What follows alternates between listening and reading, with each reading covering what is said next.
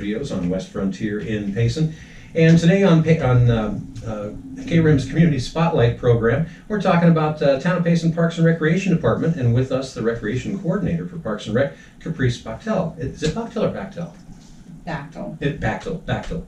I'm pretty consistent with getting that wrong every time. I like it. Okay. I like consistency. All right, so we're talking to Caprice Jones this morning. And anyway, Caprice, you've got, this is when, Parks and Rec seems to stay busy year-round these days, where it used to be just the summer, but the summer months have got to be your really busy season, I would assume. Absolutely, but it's all year round now. Mm-hmm. When I first started, we had kind of a little bit of a reprieve in the wintertime, maybe about 2 weeks that we could kind of breathe. Right. But now it's 365.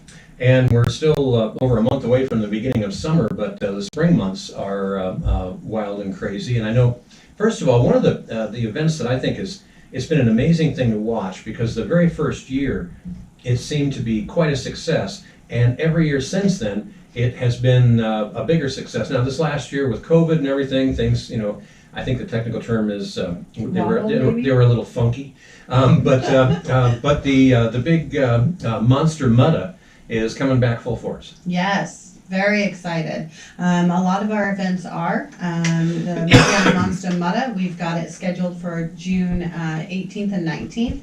What I'm excited about this year is, besides the fact that we're getting to come back and have some normalcy, is the Kids Mutta is going to be Friday, June 18th. We're going to give the kiddos their own little spotlight. Oh, neat. Yeah, so they're going to be Friday evening out at the rodeo grounds, and they're going to get, it's an age group, anywhere from 6 to 11. 6 to 11. Mm-hmm. Wow, that would actually be a lot of fun to watch. Well, and that we figure we can concentrate on the kids, the parents, grandparents, family can concentrate on the kids, and then we can concentrate and get down and dirty with the real Mutta on June 19th. Right.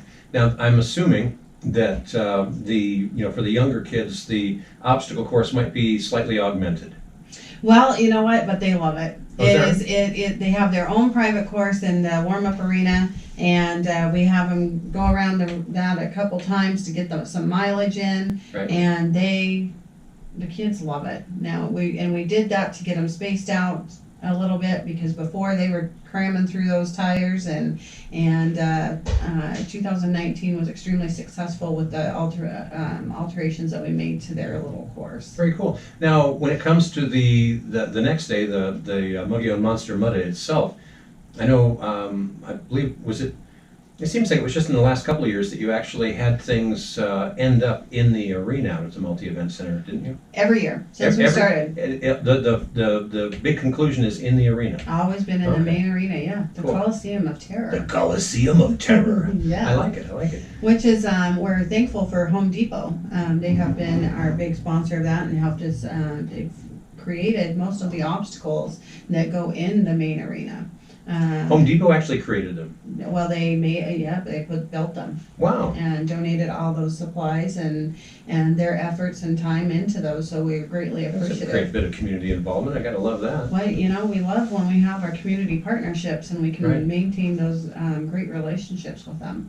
They've been a huge part of this event since the very beginning. And it seems like the numbers of people, this thing has really become well known. Right after the first year, it seemed like it was the talk around the state of, man, Payson's got something really cool going on up there. Absolutely. We even, it was the event for the state of Arizona.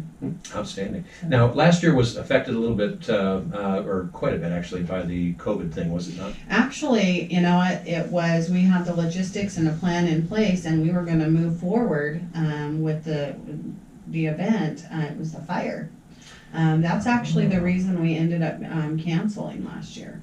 Right, and that was the bushfire that burned a couple 100,000 acres. That was quite the event, and that makes sense, because I know there was a lot of staging of animals and stuff like that had been evac out at the event center last year. There was some animals out there because of the fact that we had already built all the obstacles and that were in place, and so for the animal safety and that, we had to then tear it down. Oh wow! Because lot that happens when we're putting that course together, and a lot of open holes with water and mud, and so it's not a safe situation Right. to start mixing animals and or the public when Right. that's going on, which is a great segue into just kind of a reminder that the event center will be closed down so we can get ready for the Mogollon Monster Meta for the 2 weeks prior to. So it takes 2 weeks to really pull that all together. Takes longer than that, but when we're really getting in and building it, 2 weeks is what we shut the event center down for. Right. We try to keep all of our facilities open to the public, but there are times that we've got Makes to, sense. for safety, shut them down. Yeah, I have to say, on a completely unassociated note, but just as far as the facilities out there, we had the the honor of being able to live stream the high school rodeo out there a few months back, and it is just an amazing facility. And Yes. to do a rodeo one weekend, and the next weekend you've got I don't know, you've got cars out there doing things. Another weekend there's something else going on. Now you're going to have people jumping in big vats of mud and stuff. I mean, that's just the logistics of putting that all together. It's got to keep you all hopping. It's incredible, and I have to give credit to, this is an all hands on deck event. Mhm. So we've got the street department, the water department, fire department, police department. We've got a lot of our departments within our organization that helps to put just this one event on, and it's a lot of hard work, because then it's like magic. We put this event on, put it together, put it on, and the high school rodeo finals turn around, and we were doing jackpot barrel races on Wednesday night. Yeah, that's a whole bunch of work in between. That's a whole lot of work and effort with all of these departments, and just want to make sure that we appreciate them. We all work together as a team. We work great together. I mean, everywhere from Phoenix that takes and helps us with the registration, on down. So it's definitely a whole teamwork of effort here, and of course our volunteers. Right. This event, we require a ton of volunteers, and so if you're listening and would like to volunteer, contact me, because we're searching for our 2021 volunteers right now. And it's and if you maybe for some reason can't help with that, we hope you'll get on out and help cheer some of these people on in the Mogollon Monster Mud, because I am thoroughly entertained by sitting watching people fall in mud. It's the deep-seated inner hostilities or something. I don't know, but I just get a big kick out of watching that. It's amazing once it gets to, and we come to game day per se. I don't really get to watch a lot of it. Some of them, as I'm, on to the next thing that I need to be doing. Mhm. It's awesome to see the families and people cheering them on, and the kids and the adults and what they do. They're very athletic to do this, and it's from beginners on to the elite. But it's a great time, a lot of different obstacles, and it's a challenge. Very interesting. Now the year before last, again last year things got kind of messed up. We had the fire, we had the COVID and all of that, but prior to that, weren't we seeing an increase in participants every year? Yes. And where did we, roughly, if you remember, where did we kind of top out with that? I believe in 2019, don't hold me to the fire on this, but I believe our participant was 1,268. Wow, I mean, that's a bunch. It is a bunch. And do you have, obviously it's too early to tell how many you're going to have this year, but I mean, have registrations been starting to come in and all that? Yes, we've got quite a few heats that are already filled. Right. And so definitely if you are wanting to join in on this, go to our website, come on in our office, get signed up. The registration fee for the Mogollon Monster Mudda on June 19th is $75, and the kids mud run is $25. That will stay consistent. It'll be $25 for the kiddos even for day of registration. Right. We've got information about, we're going to have packet pickup out at the event center on Thursday and Friday. And so you can pick up your packets and your swag bags early, but come on and get registered. And again, like Randy said, if you don't want to participate, come out and cheer these folks on. And it really is highly entertaining.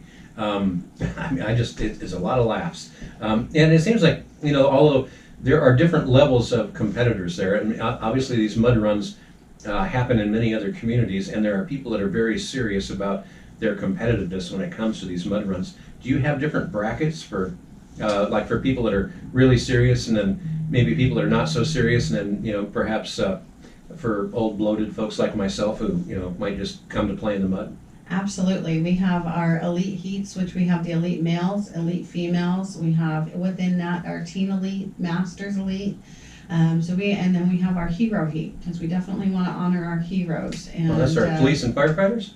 Police, firefighters, air evac, Nice. native air, you know, the whole military. We definitely want to make sure that we recognize those.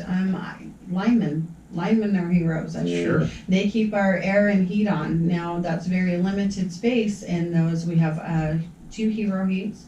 So there's 50 slots within those hero heats. Their registration is free. Right? Wow, very cool. That just makes perfect sense. So there's no old geezer heat? That would be the masters. Oh, that's what we call. Thank you for wording it that way. I like that. That's very good. That's our masters heat. We don't know what we actually mastered, but you know, it's been mastered. Life. That's right. I like life. So, are you expecting to set a new record as far as participation this year? You know, this year, I don't know that we're, of course, we always look to set records. Sure. However, I don't know, because of the fact coming out of and getting normalized, that we will hit that record. Mm-hmm. Last year, I definitely think we would have, if things, COVID and the fire would not have happened. Right. But this year, you know, even though it's kind of a double-edged sword, people are ready to get out and about, but then, you know, we still need to kind of practice some caution. Sure. And just be well aware, and some people, you know, the social distancing, they feel much better with that. Pretty safe to say that when you're jumping in mud and stuff, wearing a mask might not be a really smart idea. It may not be, because, you know, yeah, it could be, but If you want Each their to. own. Yeah, that's right. Gotta love it. Now, one of the other things that I just think has been just a cornerstone of what Parks and Rec has been doing and doing so well for the past few years is the summer concert series out at Green Valley Park.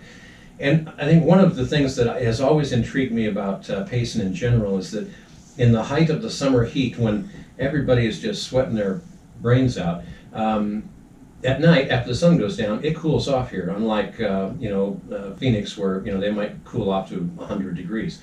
Here it gets nice and cool, and to be out at Green Valley Park and the band's playing out there, and it's just neat to see so many people that come out and bring their lawn chairs and just hang out and visit and enjoy the music. And to me, it's just a great piece of down-home Americana. And I know you've been doing it for a lot of years. You got a full slate for this summer? absolutely, we are roaring and ready to go. It's beautiful evenings out there. You know, you come in and it's under the stars, it's in the grass, Mhm. and just our vendors are back this year. We're gonna have Tamale King and Cool Treats. Ooh. So very excited to have our vendors coming back. First Eye kicks off June 5th with Outside the Line. And then we've got June 12th back to the 50s. June 19th, local popular favorite, Junction 87. Gotta love Junction 87. So that happens to be on Father's Day weekend, so that one tends to get pretty busy. Yeah.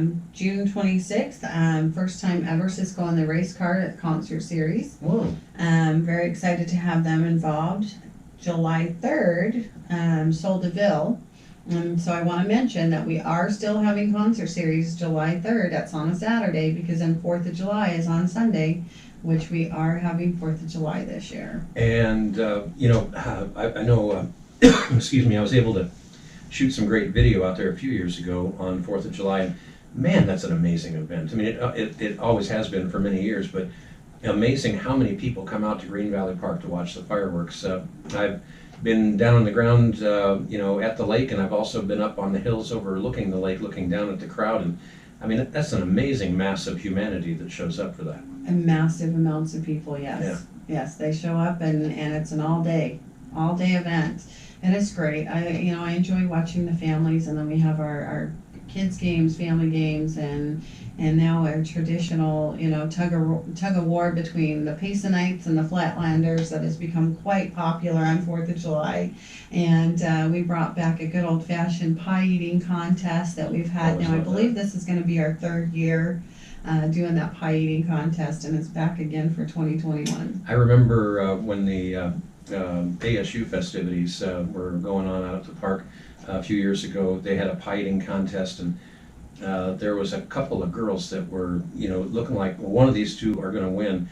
And I was down there with the camera, nice, up, front and center, getting a good close up, and I started to get really worried because I was pretty sure one of those girls was just about to lose her pie, and in a forceful way, I guess I should say. But it's always a fun thing to watch, and man, I mean, what is 4th of July and everything without pie eating contests and fireworks and being out at the park? And I think the tug of war idea is a great thing. How do you actually put together the Flatlanders versus the Paysonites? We just announce it. Okay. And they all come.